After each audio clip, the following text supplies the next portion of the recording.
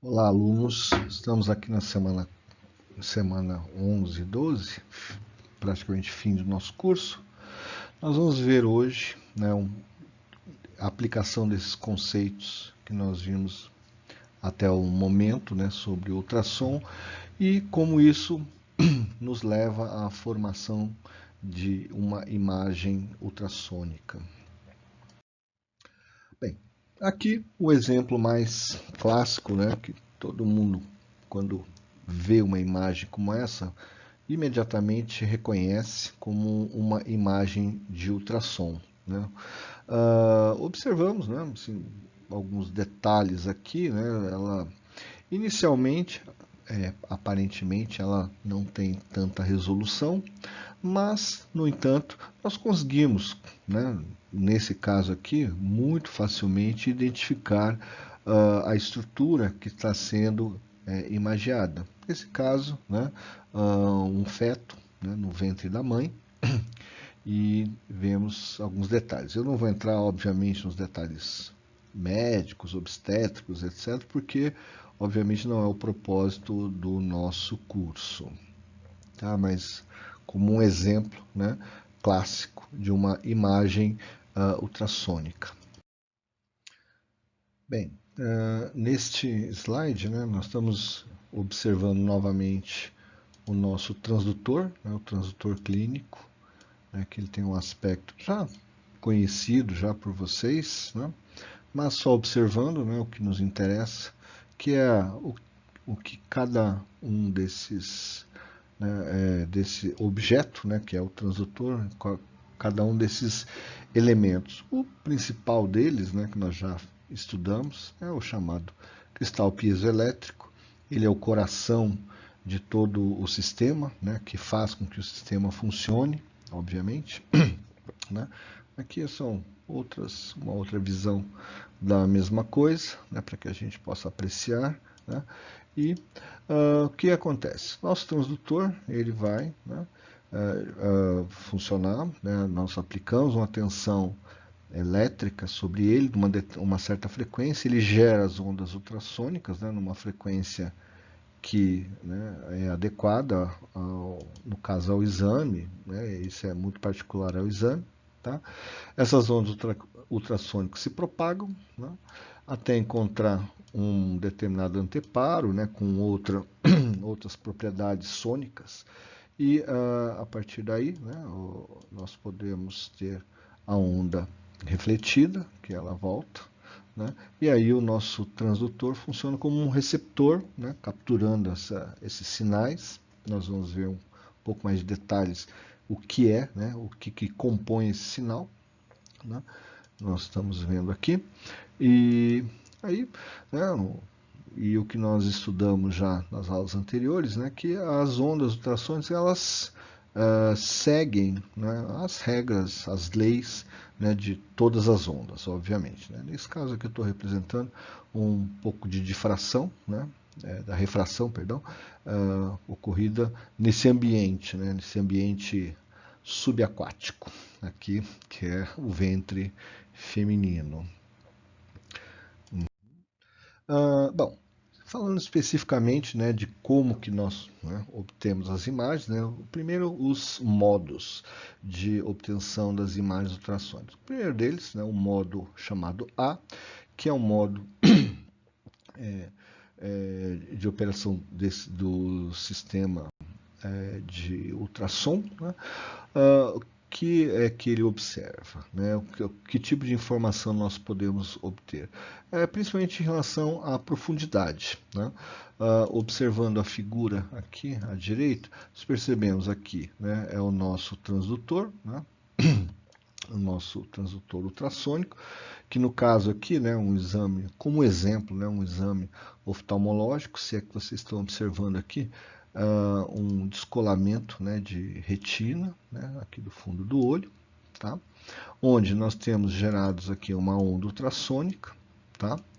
A onda ultrassônica vai, se propaga através das estruturas, nesse caso aqui do olho, e as ondas se propagam, se propagam, e quando elas voltam, elas transportam informações. Que tipo de informações elas nos trazem? Nesse caso aqui, né, do modo A, né? Primeiramente, né, das barreiras, né, entre as estruturas, né? Nesse caso aqui, ó, aqui embaixo nós observamos o perfil, né, do sinal de retorno, né, do ultrassom. Tá? Nesse caso específico, né, que nós temos o descolamento da retina, nós temos esse caso desse pico aqui, que num olho normal ele não existiria, né? E aqui, né, essa região é a chamada do fundo do olho, que é uma região normal, que deveria estar ali mesmo, né? Mas, né, só para que vocês entendam, né, nós temos essa região central aqui, indicando o descolamento da retina, que é justamente esse tipo de informação que né, o ultrassom leva para o clínico, e ele, ao analisar essas informações através dos ecos, né, ultrassônicos, e em relação às posições, ele consegue identificar, né, essas eventuais lesões, né? É claro, dependendo do tipo de lesão, né, não basta apenas um único método diagnóstico, mas dependendo da lesão, né, ela é muito característica, e aí é possível fazer isso. Aí cada caso é um caso, tá? Não vou entrar nos casos médicos, mas do nosso ponto de vista mais técnico, né, de entender o dispositivo. Tá? Então, né, nós, através do modo A, né, tá dizendo aqui, né, nós conseguimos obter as chamadas profundidades, né, dos sinais. A altura desses picos aqui representam, né, as chamadas amplitudes de retorno desses ecos. Né? Ou seja, quanto mais alto for esses picos, né, que nós estamos observando aqui na figura, né, maior, né, o retorno desse eco. Significa que é uma barreira, né, assim, maior ou menor, né, do ponto de vista, por exemplo, da espessura, né, da estrutura anatômica que ele está mapeando. Né? Obviamente, né, como é um dispositivo médico, ele é não destrutivo, ele não prejudica o que ele está fazendo o mapeamento, né? E nesse caso aqui, né, tá descrito aqui, né, que esse mapeamento, né, de um descolamento de retina, como nós já havíamos visto, e etc., né, fizemos essa análise. Então, é dessa forma que a gente consegue obter, fazer uma, né, aquisição de imagem no chamado modo A, que é o modo amplitude, daí o nome, né, A, de amplitude, né, que é a amplitude do sinal ultrassônico que retorna. Né, o eco, né, na amplitude do eco ultrassônico, que é o chamado modo A. Tá? Percebam, né, que não há formação de uma imagem. Né? Essa aqui é uma análise essencialmente unidimensional, digamos assim, né, da estrutura anatômica do olho, né? Porque o que interessa é eventualmente encontrar um determinado objeto, entre aspas, né, que nesse caso aqui está onde não deveria estar. Então, essa aqui é a distância, né, que a gente consegue fazer uma análise, no caso, do ponto de vista clínico. Tá? O chamado perdão, modo B. Tá? Esse modo B é o chamado modo de brilho. Tá? É por isso que é o modo chamado B, B de brilho. Tá? Não é porque é de bidimensional, também é brilho. Brilho ou chamado escalas de cinza. Tá? Onde as escalas de cinza, né, como nós vamos ver, elas são proporcionais à amplitude do eco de retorno, né, do retorno ultrassônico. Idêntico, né, a concepção ela é semelhante à do modo A, né? A diferença, né, uma diferença significativa, é que o modo B é o modo bidimensional. Em essência, é aqueles, né, os ultrassom, as imagens ultrassônicas que nós conhecemos, que é basicamente, né, o modo de brilho, tá? Existe um outro que nós vamos ver também, na verdade é a mistura dos dois. Bom, continuando aqui, né, a posição desses pontos, né, que estão sendo mapeados, eles correspondem à chamada profundidade, né, no qual o eco é encontrado, né, muito semelhante ao modo A também, repito, mas esse aqui é um modo bidimensional, e uma parte que é fundamental, né, esse aqui é um equipamento que ele é dinâmico, né, então ele tem uma resposta em tempo real, é aquilo que nós vemos, né, nós estamos fazendo o ultrassom, né, no caso que nós vimos há uns 2 slides atrás, na barriga, né, da gestante, e que o médico, ao fazer, né, o exame, ele consegue, em tempo real, observar, né, o objeto, no caso, o feto, o movimento, etc., características daquele, né, para aquele exame. Então, isso aqui é o modo B, modo de brilho ou chamado escalas de cinza. E, finalmente, né, o chamado modo M, né, que é o chamado modo movimento. Tá? Ele é, né, muito semelhante, né, em termos de característica do mapeamento. Na verdade, ele é uma combinação entre o mapeamento A, né, da amplitude, com o mapeamento B, né, que é de brilho. Tá? Mas o que ele obtém, né, assim, de fundamental? Os chamados, né, movimentos dinâmicos mesmo, que é justamente, né, apesar de eu ter dado o exemplo lá do feto, né, é aqui que realmente a gente consegue, né, os mapeamentos de movimento, quando eles são movimentos, observem, né, movimentos, né, por exemplo, coração, válvulas cardíacas, são movimentos, né, dinâmicos, né, mas de frequências altas também, né, por exemplo, o batimento cardíaco, né, de um feto, por exemplo, né, dá acima de 120, 150 batimentos por minuto, né, que muitas vezes assim, um movimento, né, do feto, né, se ele estiver calminho dentro do ventre materno, não é tão rápido e é possível fazer no modo B, né? Mas quando nós queremos esse tipo de, perdão, de informações de uma dinâmica bem maior, né, no caso coração, válvulas cardíacas, como no caso o fluxo sanguíneo através das válvulas cardíacas, né, então é o chamado modo M, né, modo de movimento, tá? Mas que ele, em essência, é a composição dos dois mapeamentos anteriores, o modo A mais o modo B. Tá? Bom, fazendo um resumão aqui, né, do que nós vimos até agora, né, o chamado modo A, né, temos aqui, né, onde nós, em essência, fazemos uma avaliação quase que unidimensional numa única linha, tá? E aí, a partir daí, né, nós vemos as respostas em termos de uma linha, né, uma linha que tem em relação à posição, tá? O chamado modo B, né, modo de brilho, em que nós temos um feixe ultrassônico, né, que ele se propaga num determinado volume do órgão de interesse, mas obviamente o que nós temos é uma imagem bidimensional, não é volumétrica, ela é bidimensional, né, que nós conseguimos fazer uma avaliação, pelo menos em termos de cortes, né, bidimensional daquela determinada estrutura. Né? Nesse caso aqui, o que nós estamos olhando? Perdão, acabei esquecendo de falar, nós estamos vendo uma ultrassonografia cardíaca, né, onde está sendo avaliado os ventrículos direito e o esquerdo. Tá? Né, a figura aqui, né, ao lado aqui, representa o enchimento e esvaziamento das diferentes câmaras cardíacas. Eu não vou entrar no mérito da fisiologia cardíaca aqui, isso, né, vocês certamente aprendem e aprenderam já em outras disciplinas, só para mostrar como um exemplo. Né?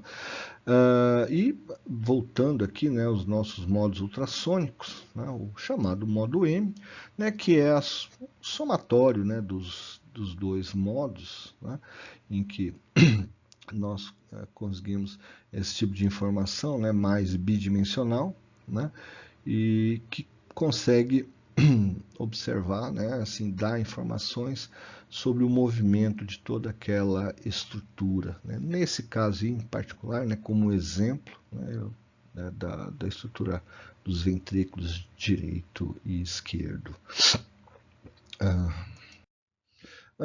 Bom, a partir, né, desses conceitos, né, qual é assim, o resumo mesmo da questão da formação de imagens ultrassônicas, né? Aqui os que são fundamentais, né? Assim, parâmetros técnicos que são obtidos, né? Primeiramente, né, o tempo decorrido desde o pulso até a recepção do eco, né? Então, o equipamento, né, ele emite a onda ultrassônica, entre aspas, né, aí é disparado o nosso cronômetro, né, até quando o eco retorna, né, ele é medido, mensurado, né, e o que importa nisso é o tempo, né? Com o tempo, né, a partir da mensuração do tempo, nós conseguimos avaliar a chamada distância percorrida.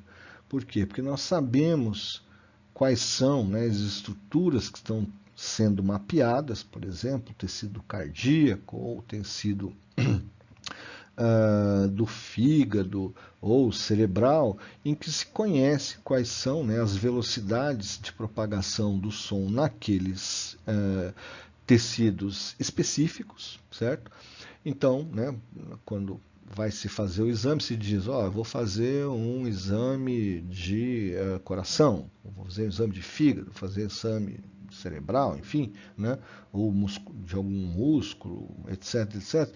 Então ele já, né, obviamente, conecta, né, as velocidades que estão referentes a esse tipo de estruturas, a esse tipo de tecidos, né, e a partir daí, o que a gente consegue? Obter a chamada profundidade, né, para justamente conseguir fazer um mapeamento, né, naquelas diferentes linhas de propagação do ultrassom, né, entre o ir e vir, né, e a partir daí a gente consegue colocar o quê? As intensidades desses ecos, né, é isso que realmente representa uma imagem da concepção que a gente tem, né? Nós vemos lá a intensidade, né, assim, representada através de tons de cinza, né, desde o branco até o preto, né, e diferentes tons de cinza, e é isso que nós conseguimos fazer o mapeamento, né, em relação a esses aspectos, né, que estão correspondendo em relação a quanto, né, a intensidade do eco que retorna, né, isso é um parâmetro importante porque define o tipo de tecido, quais são as posições, né, desses diferentes tecidos ou estruturas, né, que estão dentro do feixe ultrassônico, né, e quanto, né, de eco que volta, né, assim, em relação ao feixe inicial, né? Então, essa intensidade ela é depois representada em termos de tons de cinza. Nós vamos ver nos próximos slides. Novamente, né, formação das imagens, fazendo um breve resumo aqui, né? Então, preto, né, a cor que nós vamos ver daqui a pouco, né, representada como preto, são ecos de menor intensidade, certo? Aquilo que, né, reflete pouco o ultrassom, né, ele vai ser colocado lá como preto, né, ou tons muito escuros, né, por exemplo, né, de uma estrutura, o sangue, né, ele reflete muito pouco, né, o ultrassom, então a intensidade do retorno é muito pequena, então representar por tons muito escuros, né? Tons mais cinzas, né, assim, temos intermediários, né, representam, né, médias intensidades, representando por alguns por várias estruturas, né, assim como, por exemplo, né, os que estão sendo citados, órgãos da placenta, fígado, etc., né, que tem uma certa consistência, etc. E, para finalizar, né, os brancos, né, que nós vemos nas imagens, são chamados os ecos de alta intensidade, né, que, né, ocorrem, né, quando nós temos interfaces, né, com grandes impedâncias, né, grandes diferenças, né, entre uma estrutura e o outro, né? Por exemplo, né, como, né, nessa interface tecido-osso, né? O tecido tem um tipo de impedância, o osso, né, o osso humano, no caso, né, tem uma impedância significativamente maior, significativamente diferente, né? Então, nós temos muita, né, reflexão, né, uma intensidade, ele volta muito, e aí é representado através disso. Então, levando, né, tudo isso em consideração, né, e, e também juntando aos slides anteriores, em que nós conseguimos medir tempo e a partir daí avaliar distâncias, né, nós conseguimos né, a junção de todas essas características, né, vai nos dar imagem. Daqui a pouco vamos ver exemplos. Como exemplo clássico, né, assim, nesse caso aqui, de uma determinada estrutura, né, no caso aqui o ventrículo, né, do coração, etc., está batendo com uma certa, né, velocidade, né, o que nos interessa aqui, né, observar os chamados tons de cinza, né, ou os brancos e os pretos, né. Então, essas estruturas assim muito claras aqui, né, dizem, né, para nós, né, visto o slide anterior, que são tem interfaces, né, com grandes diferenças de impedância. Por exemplo, o que nós temos dentro do coração? Nós temos sangue, né, que ele reflete muito pouco o ultrassom, e as estruturas musculares, né? Então nós temos essas interfaces, né? E é o que a gente consegue observar nessas imagens aqui, né? Entre os tons mais escuros, né? Vou pintar aqui, né? Os tons mais escuros, que seriam a parte sanguínea, e a parte, vou tentar fazer uma outra cor aqui, vermelha, etc. Os brancos aqui, que seriam a parte cardíaca, assim, a parte muscular, nesse caso, do coração. Vendo um outro exemplo, também muito clássico, né? Que nós já vimos, né? O movimento lá de um feto no ventre materno, né? Onde, novamente, coloquei aqui, né? Só para a gente fazer nossos estudos aqui, onde nós vemos o preto, né? São sinais de menor intensidade. Não, nem vai marcar aqui as minhas cores, mas enfim, né? Tá aqui preto, tá? O preto são tecidos, né, sistemas muito mais amolecidos, né, mais fluidos, no caso sangue ou fluidos corpóreos, etc. Né? Os nossos tons de cinza, né? Vou colocar aqui nossos tons de cinza, né? Sinais de média intensidade, né? Novamente, né? Órgãos como a placenta, etc., né? Fígado, mesma estrutura aqui do bebê, né? É muscular, mas de uma consistência muito, muito frágil ainda, né? Não tem toda aquela consistência de uma musculatura, enfim, né? Já alguém que nasceu, etc., etc., né? Mas está ali, né? Muito flácidos. E os brancos, né, de alta intensidade. Apesar disso, a gente consegue ver, né, a nossa calota craniana aqui, né, do nosso bebê, né, representada aqui. Eu vou tentar passar minha cor aqui, acho que é possível ser visto, né, da calota craniana, que é o osso.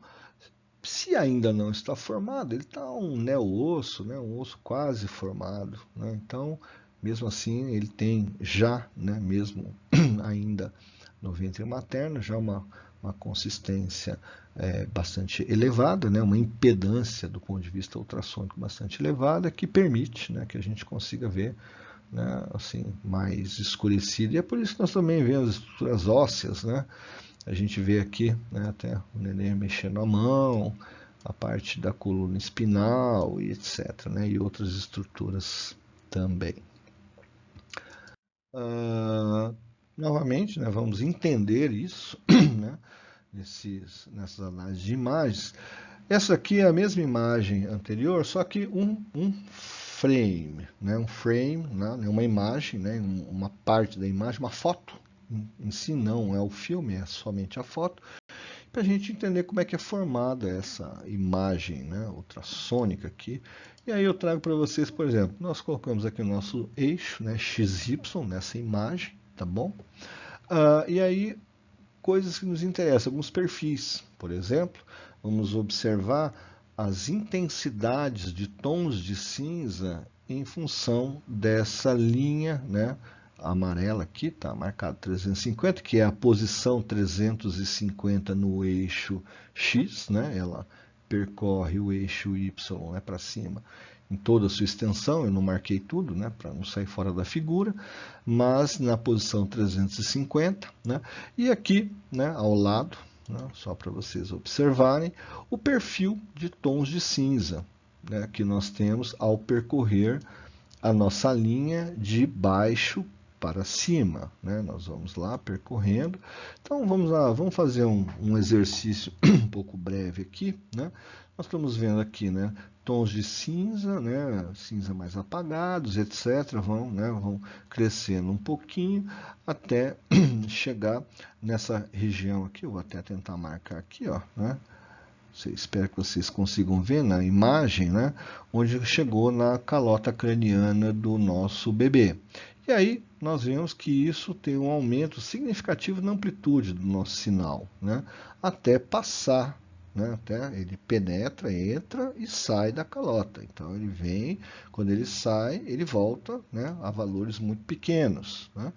E aí tem aqui uma região meio escurecida, que é mais dos líquidos ainda, né, do cérebro em formação, e chegando, né, subindo, né, na outra parte aqui da nossa imagem, né, onde ele atinge, né, a parte, nesse caso aqui, a parte frontal, né, no caso do nosso bebê, e novamente entra na parte óssea, né, estou aumentando aqui nossa amplitude do nosso perfil aqui, do sinal, né?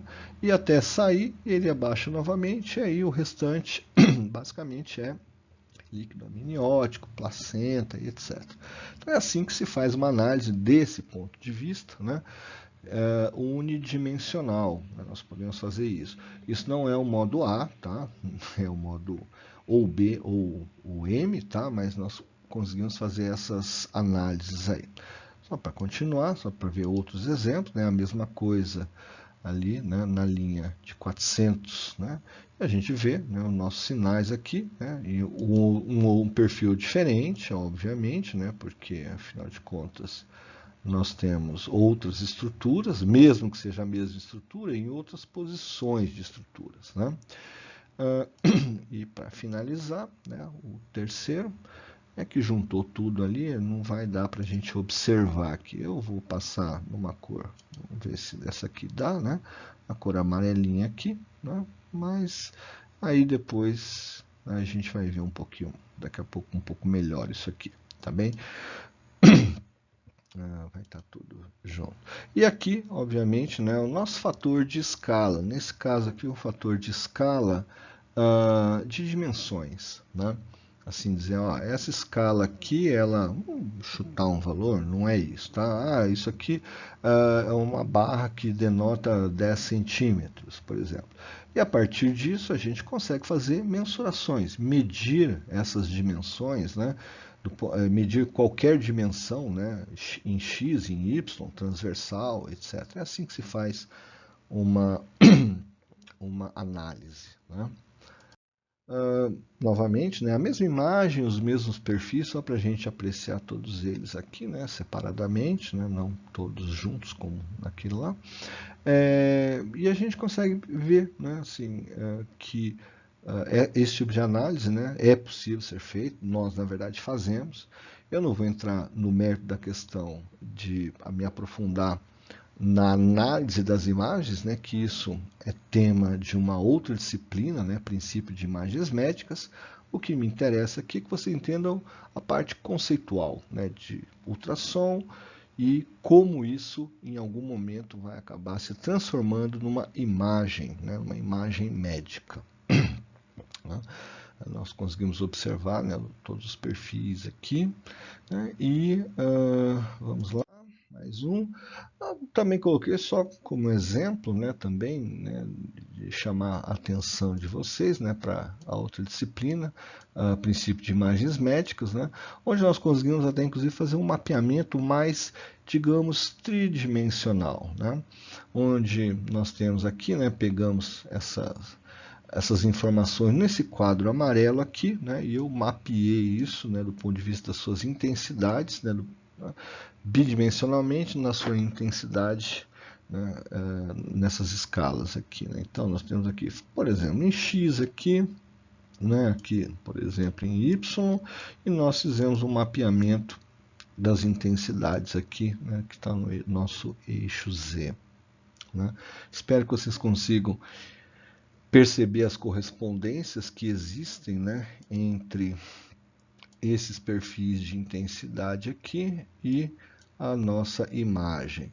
Se não perceberem, não se preocupem, como eu disse, isso é tema de uma outra disciplina, né, da engenharia biomédica, onde nós vamos estudar isso mais profundamente.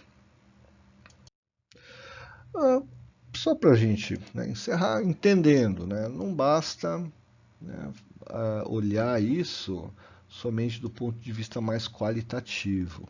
Nós precisamos entender que nós temos, né, sinais, né, que possuem amplitudes, possuem, em muitos casos, frequência, etc.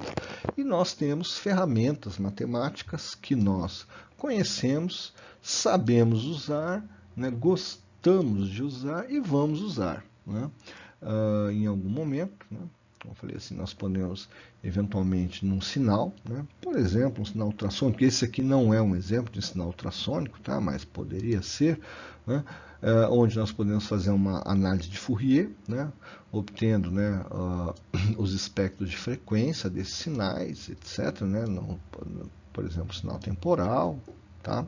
Esse aqui abaixo, né, poderia eventualmente ser um sinal, né, de ultrassom, onde nós temos várias componentes unidas, né, e as análises de Fourier ela, né, nos permite separar todas essas componentes, né? Já sabemos disso. E aqui, né, no último slide aqui, mais abaixo, nós podemos ter um determinado sinal que ele tem essa cara aqui, mas nós observamos que, por exemplo, ele tem muito ruído, né? E aí o que nós podemos fazer? Utilizar também a análise de Fourier, obter os espectros, né, deles ali e fazer, por exemplo, uma filtragem, né, uma filtragem digital de um sinal que nos interessa analisar, né, interessa ao médico saber, porque muitas vezes isso define, né, uma patologia ou não, né, depende, né, de cada um. Então, nós podemos utilizar. Entendendo, né, nós temos as ferramentas matemáticas e nós podemos aplicá-las e devemos aplicá-las para obter boas informações desses exames, dessas diferentes metodologias.